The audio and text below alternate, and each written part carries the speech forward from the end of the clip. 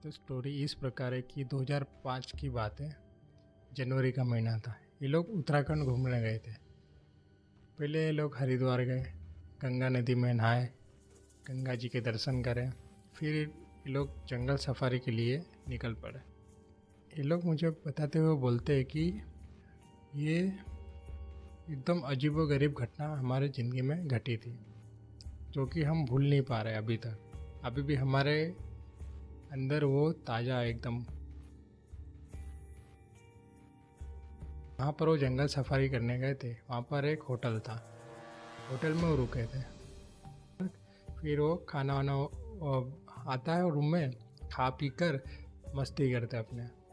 तीनों दोस्त थे, तीनों दिन मस्ती करते हैं, अपने टाइम पास करते कि क्या ही सोना घूमना है, थोड़ा टाइम पास कर लेते।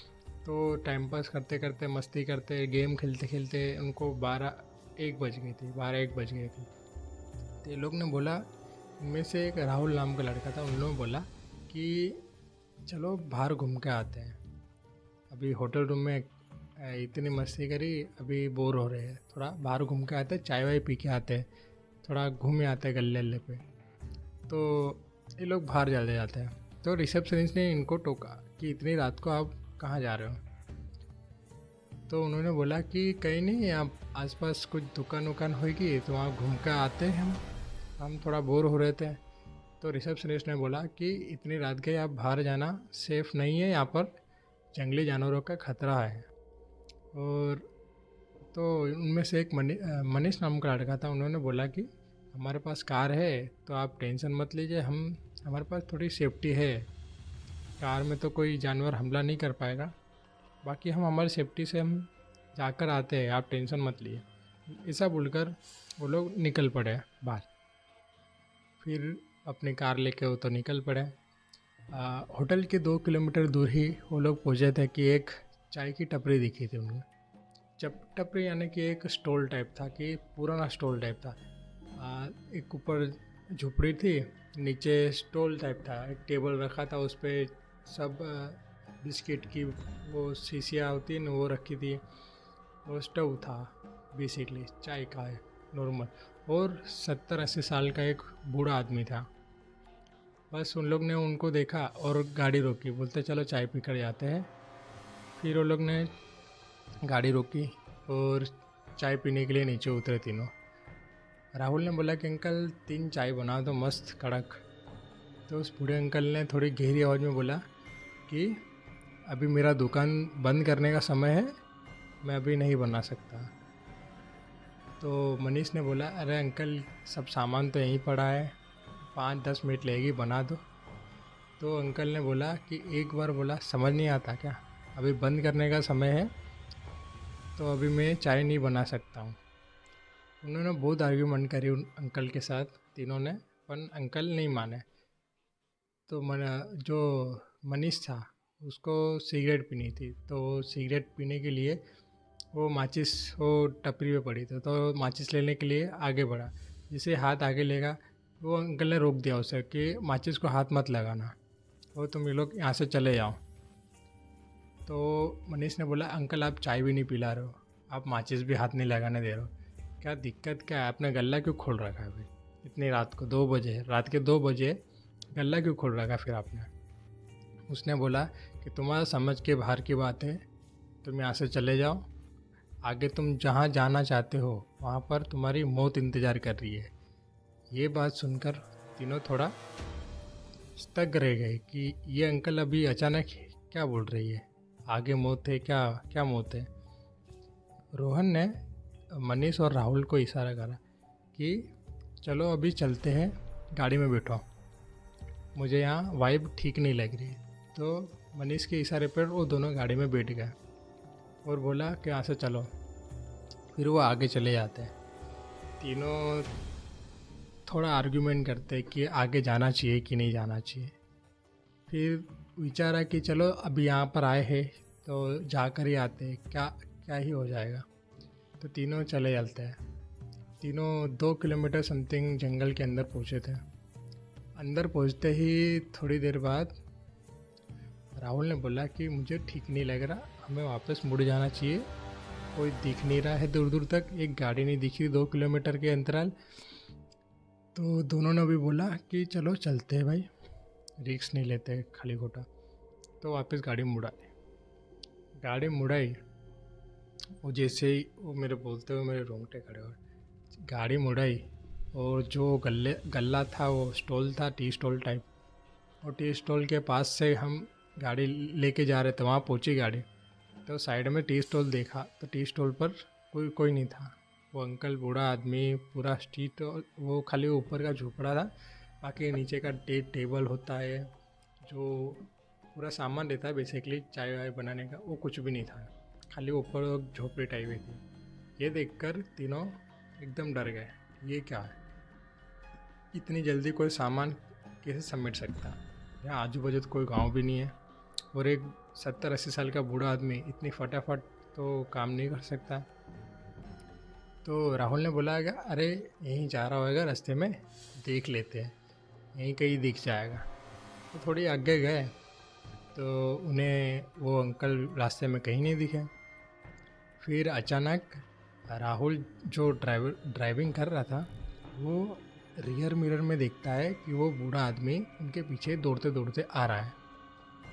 ये बात उसने मनीष और रोहन को बताई कि मुझे पीछे देखो, वो बूढ़ा आदमी जो चाय हमें बेच रहा था, जो चाय की टपरी पे था, वो पीछे अपनी गाड़ी के दौड़ रहा है। तो ये बात सुनकर वो दोनों ने पीछे मुड़ के देखा, तो उन दोनों को वो दिखा, वो दो तीनों को दिखा, वो दौड़ते दौड़ते आ रहा है। फिर अचानक वो गाड़ी के सामने आ जाता है। वो बूढ़ा आदमी गाड़ी के सामने आ जाता है और बोला कि तुम मेरी मर्जी के खिलाफ गए और तुम मेरी मर्जी के बिना यहाँ से नहीं जा सकते, ऐसा लिटरली उसने बोला है। और राहुल ने बोला कि क्या करो, गाड़ी रोकूं या जाने दो? राहुल के तो हाथ पैर सब कांपने लग गए, वो उसका हाथ पैर ठंडे हो गए कि क्या करो क्या नहीं। एकदम स्टक हो जाता है ना, ऐसी सिचुएशन में माइंड काम करना बंद कर देता है, पहली चली बात। मनीष ने थोड़ा उनका हौसला बढ़ाया कि हिम्मत दी कि चलो, तुम जो होगा देखा जाएगा, और जो सामने आया उस सबको उड़ाते जाओ। तो राहुल ने जैसे मनीष ने बोला वैसे करते गया, और वो अंकल के ऊपर से गाड़ी चला दी। जैसे वो गाड़ी चलाई, उसके बाद जो आगे जो ड्राइवर सीट के बाजू में मनीष जो बैठा था, मनीष वो बोलने के बाद एकदम चुप हो गया, शांत, एकदम शांत, जैसे कि उसको वो अंदर वो घुस गया हो उसके हाथ में। वो कुछ बोल नहीं रहा। होटल पहुंच गया तब तक वो उसने कुछ बोला नहीं। सब मनीष चुपचाप बैठा था। राहुल और रोहन नीचे गाड़ी से उतरे और मनीष गाड़ी के अंदर ही बैठा था। राहुल ने बोला, भाई आजा, चल नीचे आ जाते, वो तो होता रहता है ऐसा सब सीन, तो इसको दिमाग में मत लेना ज़्यादा। वो चुपचाप बैठा गाड़ी के अंदर। राहुल उसके पास गया, गाड़ी का दरवाज़ा खोला, उसको पूछा, भाई क्या हुआ देखो क्या हुआ, तू यहाँ क्यों बैठा है? चलो, ऐसे घटना होती रहती है। फिर वो धीरे से नीचे उतरा गाड़ी के, और वो राहुल और मनीष रोहन के साथ चला रूम में गया। रूम में जाने के बाद थोड़ी देर बाद रात के 4 बज गए थे, सुबह के 4 बज गए थे। 4 बजे मनीष जो एकदम चुपचाप बैठा था, वो अचानक बेड पे खड़ा हो गया और बोला, और अजीबोगरीब हरकतें करने लगा कि मैं इस बंदे को तो नहीं छोड़ूंगा, मनीष को, जिसने मुझे उड़ाने का कैसे सोचा, इस बंदे को मैं नहीं छोड़ूंगा। और अपने आप को ही मारने लगा, फिज़िकली डैमेज करने लगा। ये देखकर राहुल और रोहन डर गए कि ये क्या कर रहा है, इसको क्या हुआ। इतने में ही होटल के जो स्टाफ थे उन लोग को बुलाया कि ऐसी ऐसी घटनाएं हो रही है हमारे साथ, हम ऐसी ऐसी जगह पर गए थे और ऐसी ऐसी घटना उसके बाद मेरे दोस्त के साथ हो रही है, वो ऐसा बिहेव कर रहा है। तो होटल रिसेप्शन ने बोला था कि हमने आपको इसलिए ही ना बोला था वहाँ जाने के, फिर भी आप आगे गए। इसलिए इसके अंदर वो जो बूढ़ा आदमी है, जिसको मतलब बोलते हैं कि शेर का शिकार हो गया था, तब से वो रास्ते पे उसकी आत्मा भटकती है। इसीलिए वहाँ पर बहुत घटनाएं हो चुकी है, इसलिए हमने आपको बोला था कि रात को बाहर मत जाइए। पर आपने हमारी बात नहीं सुनी, इसलिए आपके साथ ये दुर्घटना हुई है। अभी इसका इलाज आप किसी पंडित के पास जाकर करवाना पड़ेगा, या तो आप इसे अपने शहर ले जाए, अपने हिसाब से इनका इलाज कराओ कि वो बूढ़ा आदमी किसी को जल्दी से छोड़ता नहीं है। उसकी आत्मा बहुत डेंजर है, ऐसा माना जाता है, क्योंकि उसने बहुत बार ऐसा हुआ कि किसी गाड़ी में अचानक आकर उसका हाथ पकड़कर स्टीयरिंग मुड़ा कर खाई में डाल देना, खाई में धकेल देना पूरी की पूरी गाड़ी। ऐसे बहुत सारे इंसिडेंट इस रास्ते पर हो चुके हैं। इसलिए आप इसे ले जाओ, घर पर ले जाओ, अच्छे किसी तांत्रिक वांत्रिक या पंडित से दिखाओ, इसका झाड़ फूँक करवाओ, नहीं तो ये इसके वश में आ जाएगा पूरा। फिर ये सुनकर राहुल और रोहन इसे फटाफट घर लेकर आए। घर लेकर पंडित जी से बात कराई, पंडित जी के पास ले गए, उसका झाड़ फूँक कराया।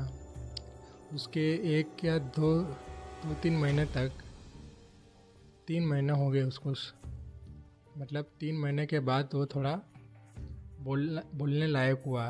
मतलब 3 महीने तक उसने अजीबोगरीब हरकतें करी, रूम में बंद रही, डार्क एकदम अंधेरा करके रहता था, किसी से कुछ बात नहीं, ना ज़्यादा कुछ खाना, उसको बांध के ज़बरदस्ती खिलाना पड़ता था, अजीबोगरीब हरकत करता था, ऊपर देखकर बोलता था कि मैं सबको मार दूंगा, ये परिवार मेरा नहीं है, मैं सबको मार दूंगा, इसे सब बोलता था।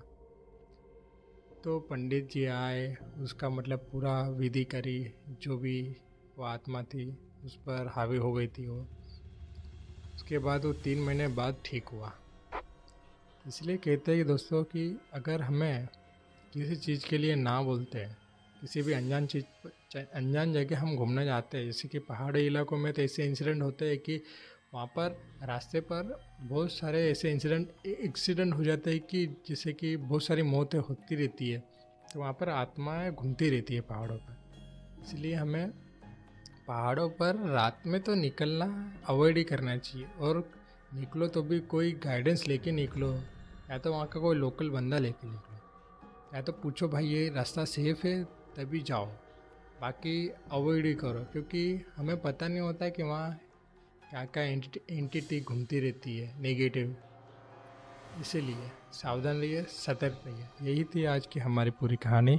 ये पूरी एक रियल स्टोरी है जो मेरे पापा के फ्रेंड के साथ हुई थी, और ये 2005 का समय था, तब हुई थी इनके साथ। ऐसा ही हमारा हॉरर कंटेंट के लिए हमारे चैनल को सब्सक्राइब करें, लाइक करें, बेल आइकन दबाएं, ताकि हम आपके लिए मस्त रियल हॉरर स्टोरी के कंटेंट लेकर आते रहेंगे।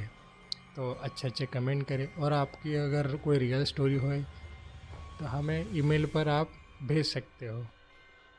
Okay, thank you very much.